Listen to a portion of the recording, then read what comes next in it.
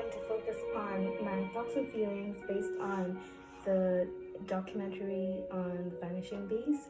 Um, so, a lot of things were spoken about in the video that I think were very important and were very vital in understanding the cause and the solutions to CCD. But one thing that particularly stood out to me was the fact that queen bees are replaced with artificial bees. I didn't know very much about keeping bees before because I've never done that before. So that stood out to me because it immediately made me think of like a child.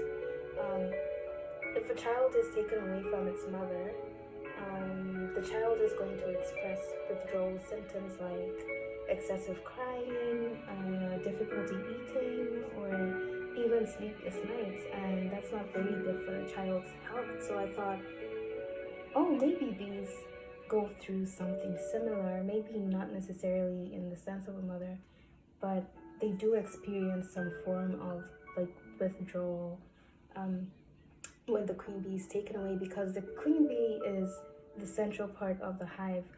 The queen bee basically determines what the other bees do, like their functions, and the reason that they do the activities that they do is to support the queen bee.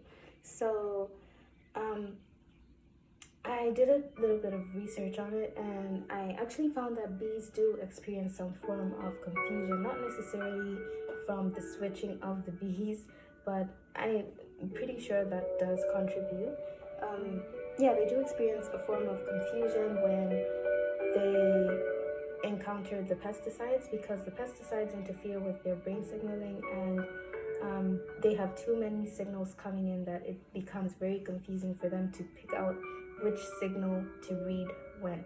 So in that case, that contributes to CCD, and in addition to that, pollution also contributes to CCD in that during the atmosphere gets filled with exhaust and fumes from cars and trucks, and yeah, that scent from cars and trucks, it sort of overpowers the scent of the plants and the sense that the bees need to guide them back home. So they end up not being able to necessarily recognize where they should or shouldn't be going. Yeah, that contributes to CCD. So yeah, that makes the bees not have enough food because their forages go missing, and they can't produce propolis, which they use to repair the cracks in their hives, and yeah, that's what leads to the collapse in their colonies. And yeah, they can't do that. So I thought some of the solutions that would actually be helpful to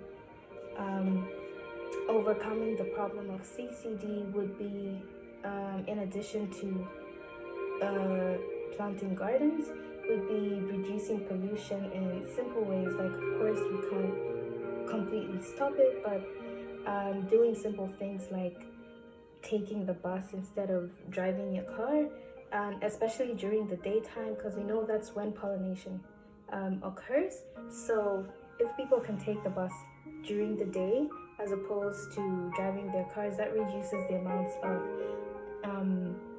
carbon emissions in the atmosphere at that time, like during the day when the bees are out getting their honey and pollinating, and that way they can still find their way back home. And yeah, you can use the car like at night when you can't really, there's not much of an option, and that reduces the amount of carbon emissions, which plays a part in climate change, because that results in like a reduction in climate change.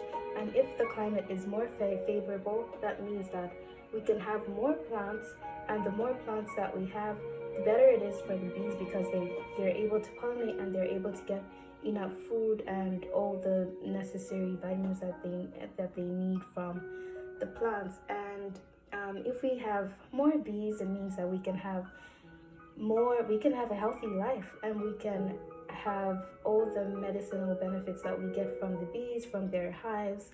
And yeah, I think it would be very good for ecology as a whole, and yeah, it would be very beneficial for everybody.